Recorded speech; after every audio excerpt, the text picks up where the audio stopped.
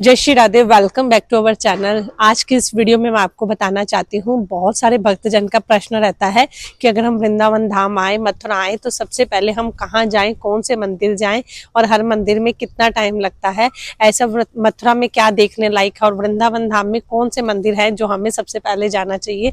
देखिए, वैसे तो वृंदावन धाम में इतने मंदिर है कि आज तक हम भी प्रॉपर नहीं घूम पाए हैं।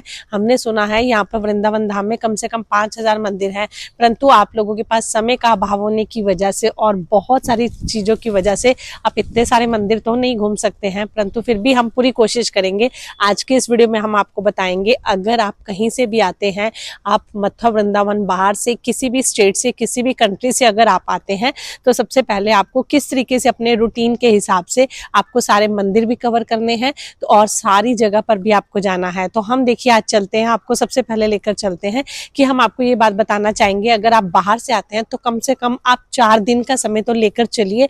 अगर आपको पूरे ब्रज की जो है पूरी यात्रा करनी है, उसके लिए हम सबसे पहले स्टार्ट करते हैं कि हम सबसे पहले कहाँ आएंगे। देखिए, जैसे ही आप ट्रेन से, बाय एयर से, आप कहीं से भी आते हैं, तो सबसे पहले अगर आप बाय एयर से भी दिल्ली तक आते हैं, आपको मथुरा की ट्रेन पकड़नी पड़ेगी और जैसे आप स्टेशन पर उतरते हैं, आप अपनी टैक्सी कर सकते हैं या मथुरा से कोई भी ऑटो कर सकते हैं। अब आपको देखना है, अगर आपको सबसे पहले मथुरा घूमना है, वृंदावन घूमना है या गोवर्धन धाम घूमना है। अगर आपको सबसे पहले मथुरा घूमना है, तो जब आप मथुरा स्टेशन पर रुक जाओगे, तो मथुरा स्टेशन के बाद आपको कोई ना कोई ऑटो पकड़कर मथुरा के किसी भी धर्मशाला में रुक जाना है। तो वहां से आपको क्या करोगे, आप अर्ली मॉर्निंग जो है, सबसे पहले आप अपने जन्मभूमि, हमारी कृष्ण जन्मभूमि जो कि हमारे मथुरा में स्थित है, भूतेश्वर के थोड़ा सा आगे कुछ मीटर दूरी पर जो है हमारा कृष्ण जन्म स्थान है, वहां पर आप सुबह जा सकते हैं। 8 साढ़े 8 बजे आप पहुंच जाइए, मंदिर खुला होता है। उसके बाद आपको आधे घंटे में पूरा जो हमारा कृष्ण जन्म स्थान है आप विजिट कर लेंगे।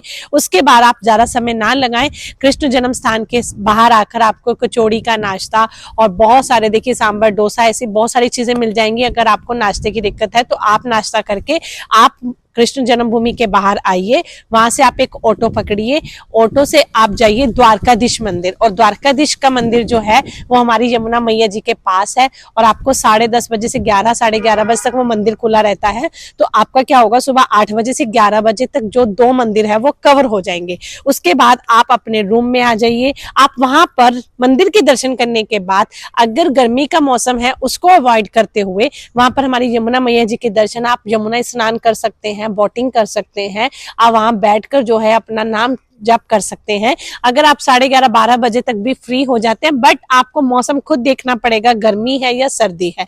आप वहां से आकर आप अपने जो है रूम में थोड़ा रेस्ट कर लीजिए, क्योंकि 1 बजे से 4 बजे तक हमारे ब्रिज के सारे मंदिर बंद रहते हैं, तो जिसकी वजह से आपका समय तो बच जाएगा। क्योंकि अगर आप रूम में आओगे तो आप आधा 1 घंटा 2 घंटा रेस्ट करके अच्छे से लंच लेकर फिर आप मथुरा से ही आप जा सकते हैं हम लोगों के गोवर्धन चौराहे तक ऑटो से। वहां से आप ऑटो ले सकते हैं, बस बहुत सारी टैक्सीज भी चलती हैं। आप रमन रेती जा सकते हैं। रमन रेती मतलब गोकुल का मंदिर, जहां हमारे कृष्ण जी का, हमारे ठाकुर जी का, हमारा जो है उनका बचपन बीता था, जिस रेत में उन्होंने बचपन बिताया था। तो वहां पर जो है आप अगर 4 साढ़े 4 बजे भी अपने रूम से निकलेंगे तो 5 बजे तक पहुंच जाएंगे। वहां पर जो है एक हमारे बहुत प्रिय जो भक्त कह सकते हैं, परब्ध में जो इस समय हाथी का रूप लेकर गोकुल में रहते हैं, रमन रेती में रहते हैं, वहां पर वो जो है क्या करते हैं, जो बहुत अच्छी आरती करते हैं हमारे रमन बिहारी जी की। और बहुत ही अच्छा जो आश्रम बना हुआ है रमन रेती का, रेत में सब लोट पोट होते हैं। आप जब देखेंगे आपको इतना आनंद आएगा और आपको वहां से 7 बजे 8 बज जाएंगे, क्योंकि आपको आने का मन ही नहीं करेगा। तो इस तरीके से आपका जो एक दिन में पूरा जो है मथुरा का जो मेन ट्रिप है, उसमें आपका जन्म स्थान, द्वारकाधीश मंदिर, रमन रेती, गोकुल जो है पूरा कवर अप हो जाएगा। उसके बाद आप डिनर करके, अगर आपके अंदर स्टैमिना है, एबिलिटी है, समय बचाना चाहते हो, तो आप मथुरा के जो गोवर्धन चौराहे पर आकर, वहां से बसेस भी जाती हैं, टैक्सी भी जाती हैं, ऑटो भी जाते हैं, वहां से आप गोवर्धन जी जा सकते हो। जो लोग हैं परिक्रमा करते हैं गोवर्धन जी की, वो रात को करते हैं। अगर आप स्पेशल किसी दिन समय निकाल के आएंगे तो गोवर्धन जी की जो परिक्रमा है वो 21 किलोमीटर की है, जिसके लिए बहुत समय लग जाता है और थोड़ी थकान भी हो जाती है। पर कई लोग जो हैं, पर भक्तजन हैं जो ऑटो से सफर करते हैं, वो अब आपको तय करना है कि गोवर्धन वाला रूट पकड़ना है या नहीं। अगर ऐसा नहीं है तो आप अपने रूम में आइए और अपना जो है स्टे कीजिए, नाइट स्टे कीजिए और उसके बाद आप अर्ली मॉर्निंग उठ के अब वृंदावन धाम की ओर चल पड़िए। वृंदावन धाम में सबसे पहले पहुंचकर अगर आपके साथ बच्चे नहीं हैं तो आप सुबह जो है अपना मंगला आरती अटेंड कर सकते हैं। मंगला आरती आप इस्कॉन मंदिर जा सकते हैं। इस्कॉन मंदिर में आपको मंगला आरती अटेंड करने के बाद हरि नाम कीर्तन के करने के बाद 7:30-8 बजे फिर आप हमारे बांके बिहारी जी के मंदिर जा सकते हैं। बांके बिहारी जी के मंदिर के बाद ही पीछे ही हमारे राधा वल्लभ जी का मंदिर है।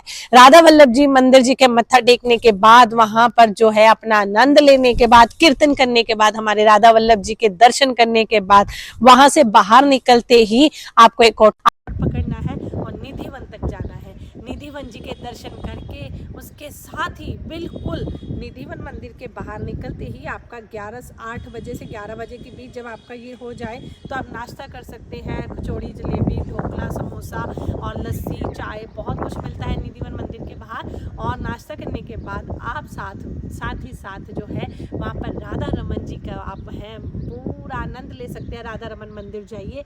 राधा रमन मंदिर जी के वहाँ पर थोड़ी देर रुकने के बाद जब आप राधा रमन मंदिर जी के बाहर आएंगे, निधिवन और राधा रमन मंदिर बिल्कुल साथ साथ हैं, वहाँ से बाहर आएंगे तो वहाँ पर ही सामने एक छोटी सी गली में जो है मीराबाई जी का मंदिर है, वहाँ भी दर्शन जरूर करने का। आपको वहाँ जाकर जो है मीराबाई जी के मतलब भक्ति का आनंद आएगा। आप खुद भाव विभोर हो जाएंगे। एक छोटा सा कमरा बना हुआ है जहाँ पर हमारी जो मीराबाई जी हैं वो वहाँ पर भक्ति करती थी। आपको लगेगा सच में वास्तव में जो है कि इतना हमारी मीराबाई ने इतना तप किया है अपने ठाकुर जी को पाने के लिए। तो इस तरीके से इतने दर्शन करने के बाद अब आप सीधा अपने वृंदावन में जो भी आपने रूम लिया है, धर्मशाला लिया है, वहाँ पर आप फिर वही 12, 12:30, 1 बजे तक आके अपना रेस्ट करके लंच करके फिर आप शाम को 4 बजे निकल सकते हैं हमारे वृंदावन धाम के हमारे प्रेम मंदिर की ओर। प्रेम मंदिर में जब आप जाएंगे वहाँ बहुत ही सुंदर जो है हमारे कृष्ण राधा जी की बहुत सुंदर अनुभूतियाँ बनी हुई हैं, बहुत सुंदर प्रतिमा बनी हुई है। देखकर आपको आनंद आएगा। बहुत ही भक्तिमय माहौल होगा। हर जगह राधा राधा नाम कीर्तन हो रहा होगा।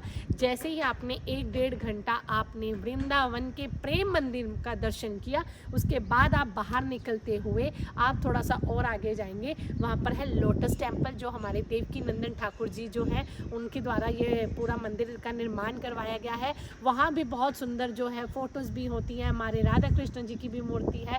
तो वहाँ मंदिर जो आपने करा उसके बाद आपको वहाँ बच जाएंगे 6, 6:30, 7। तो उसके बाद आप निकलकर माँ वैष्णो देवी मंदिर पहुँच सकते हैं। माँ वैष्णो माता का मंदिर बहुत ही विशाल और भव्य बना हुआ है जिसका देखकर आपकी आंखें ऐसी ही रह जाएंगी।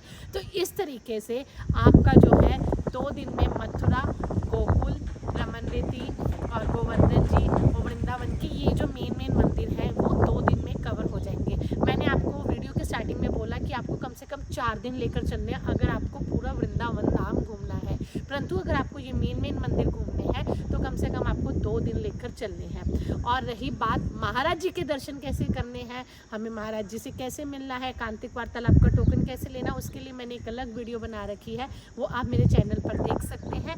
और अगर आप चाहते हैं कि वृंदावन धाम में जब आप आते हो कितना किराया लगता है और कैसे बहुत सुंदर मंदिर है जहां हम विजिट कर सकते हैं, वो मैं आपको अगली वीडियो में बताऊंगी। आप मुझे कमेंट बॉक्स में बताना आप हमारे वृंदावन धाम से रिलेटेड और क्या जानकारी जानना चाहते हैं। मैं जरूर उसके ऊपर भी अपलोड करूंगी और आपकी सेवा के लिए हमेशा हाजिर रहूंगी, क्योंकि ब्रज की सेवा करने का मौका मिला तो मैं ये सेवा करने से नहीं छूट सकती। तब तक आप हमारी वीडियोस को जो है लाइक करते रहना, शेयर करना और हमारे चैनल को सब्सक्राइब करना ना भूलना। जय श्री राधे, जय श्री राधे।